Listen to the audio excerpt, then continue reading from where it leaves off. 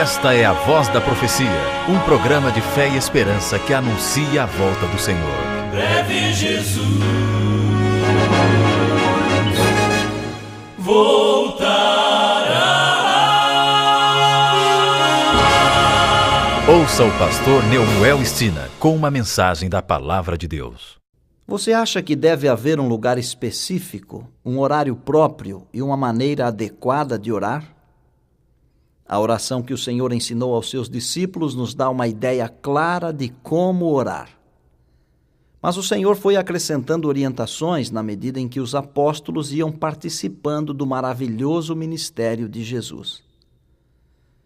Antigo e Novo Testamentos iluminam este tema. Na Bíblia, a fonte inspiradora, encontramos respostas para perguntas como estas: devemos sempre ter um horário fixo, um lugar definido ou uma forma já estabelecida para a oração? Temos que ir sempre à igreja para orar? Ouça as palavras de Jesus.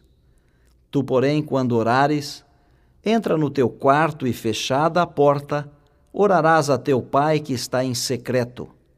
E teu Pai que vê em secreto te recompensará. Mateus 6:6. A oração pública tem o seu lugar no culto a Deus. Mas a oração particular, pessoal, é a fonte de poder para cada ser humano que acionar esse recurso espiritual. Note bem em Mateus 14:23 qual o método que Jesus usava para a sua devoção secreta. A Bíblia diz: e despedidas as multidões, subiu ao monte a fim de orar sozinho. Em caindo a tarde, lá estava ele só. Com que frequência devemos orar? O apóstolo Paulo instruiu a igreja de Éfeso a orar sempre, no sentido de estar em constante ligação com o Pai Celestial, sintonizados com Ele. Paulo disse: orando em todo o tempo no Espírito. Efésios 6:18. Quando o apóstolo recomenda orai sem cessar, 1 Tessalonicenses 5:17, ele está inspirando os fiéis a permanecerem sempre em atitude de oração, ao trabalhar, ao estudar, nos momentos de tristeza, de alegria, incluindo também as horas agradáveis do lazer. Mas especialmente os momentos de grande necessidade são adequados à oração, quando depomos perante Deus as nossas preocupações. Cada vez que medita ou pensa em Deus, você entra no clima da oração. Orar é conversar com Deus como se estivesse batendo um papo com um amigo. A oração pode ser uma horinha de silêncio que você passa com Deus e sente a presença dele. Nossa vida pode ser uma oração. Veja o que diz o salmista: todos os dias te bendirei e louvarei o teu nome para todo sempre. Grande é o Senhor e muito digno de ser louvado. A sua grandeza é insondável. Salmo 145, 2 e 3. Mas Davi, além de meditar no Senhor, tinha horários destinados à oração e muitas vezes não era só louvor. Com frequência desabafava os sentimentos e mágoas como se fosse qualquer ser humano. Veja o que ele escreveu: à tarde, pela manhã e ao meio-dia, farei as minhas queixas e lamentarei, e ele ouvirá a minha voz. Salmo 55:17.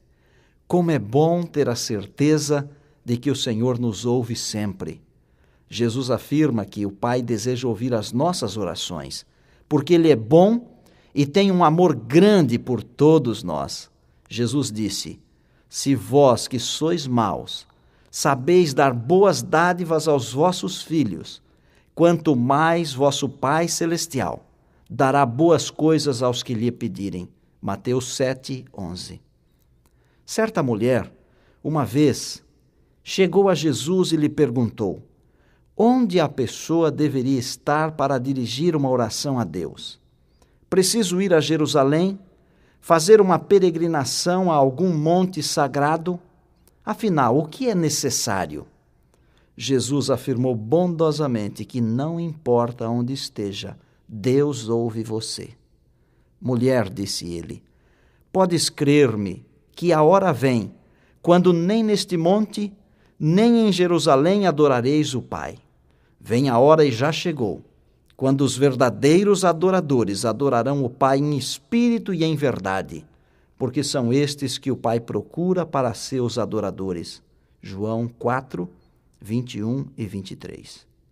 Quando o profeta Jonas se rebelou contra as ordens divinas e fugiu de seu dever, viajando para um lugar oposto aonde deveria ir, Deus mandou uma enorme tempestade. Apesar disso, Jonas não quis orar de forma nenhuma. Chegou a ser jogado no mar, porque fugia de Deus e ainda mais, foi sorteado como culpado entre todos os passageiros. Lá no fundo do oceano, a bondade de Deus ainda o alcançou e o preservou, e engolido por um enorme peixe, continuou na sua rebeldia. Ao final de 3 dias, quando pouquíssimo oxigênio se esgotava, orou e foi espirrado numa praia perto de onde o Senhor queria que ele fosse. Na hora da oração, Jonas não estava na igreja, não se ajoelhou em nenhum altar para proferir a sua oração. Pelo contrário, sua vida atravessava uma forte depressão física e espiritual, porque estava desobedecendo às ordens de Deus. Assim mesmo, Deus ouviu a sua oração e lhe deu uma nova chance, lhe deu uma nova oportunidade.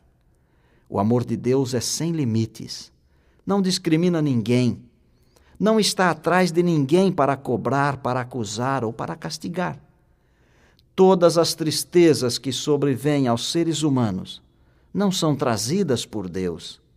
Ele apenas se utiliza desses desconfortos humanos para aproximar rebeldes e pecadores para perto do seu coração. Porque Deus amou o mundo de tal maneira que deu o seu Filho unigênito para que todo aquele que nele crê não pereça, mas tenha a vida eterna. João 3,16. E o apóstolo Paulo acrescenta um argumento fortíssimo. Aquele que não poupou a seu próprio Filho, antes por todos nós o entregou, porventura não nos dará graciosamente com ele todas as coisas? Romanos 8,32. O Salvador contou a experiência de 2 homens que foram à igreja para orar, um fariseu e um publicano. O fariseu tinha um belíssimo cartaz entre os sacerdotes. Ao contrário, não iam com a cara do publicano e por isso o desprezavam e não acreditavam nele. Quando o fariseu começou a orar, falou de seu status, enalteceu a justiça própria, a sua impecável obediência, a superioridade religiosa e agradeceu a Deus por não ser como os outros, incluindo o publicano que estava ali ao seu lado. Do outro lado, o publicano nem teve a coragem de olhar para cima. Batia no peito dizendo: ó Deus, tem misericórdia de mim, pecador. Estas 2 orações foram feitas quase ao mesmo tempo, no mesmo lugar, mas uma foi feita centrada em si mesmo. A Bíblia diz que ele orou de si para si. Pensou que estava com tudo. Os orgulhosos não sentem necessidade de Deus e por isso não conseguem orar corretamente. Voltou pior do que quando entrou na igreja.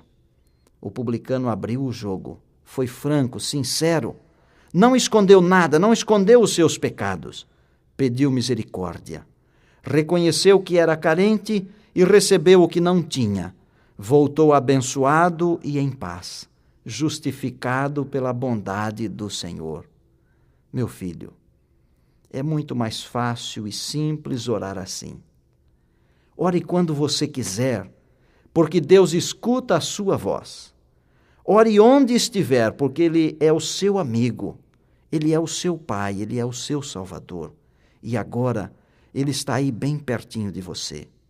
Em todos os momentos você pode contar com Ele. Ele não vai falhar. Eleve agora os seus pensamentos ao céu. Receba o Senhor em seu coração. Talvez você esteja agora longe de Deus. Eu quero encorajá-lo neste exato momento. Volte para Deus. ore a Deus. Diga a Deus que você quer descansar em seus braços e com certeza Ele vai acolher você.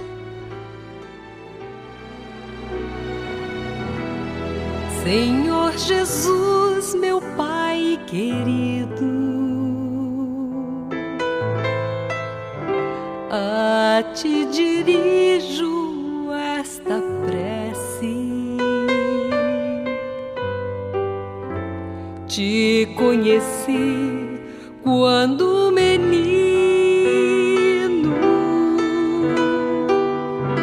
mas hoje estou muito distante.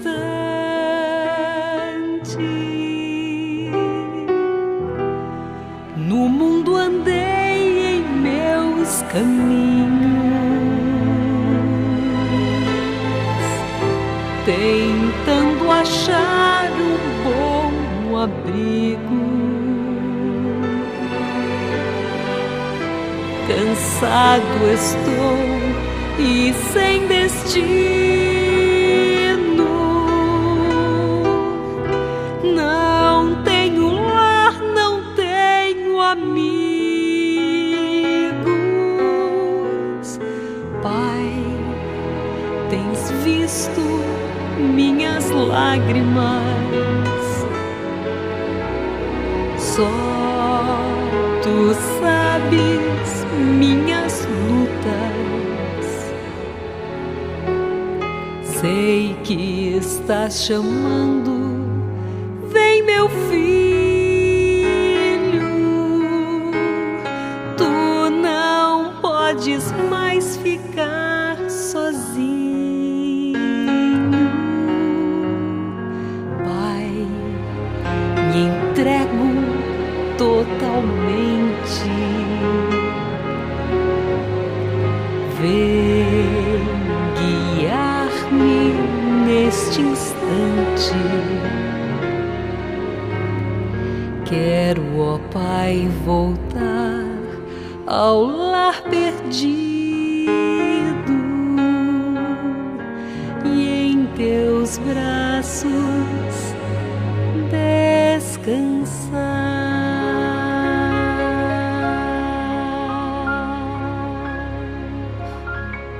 Obrigado, Sonete. Vamos orar. Senhor, ensina-nos a orar. Dá-nos humildade e sinceridade. Em nome de Jesus. Amém.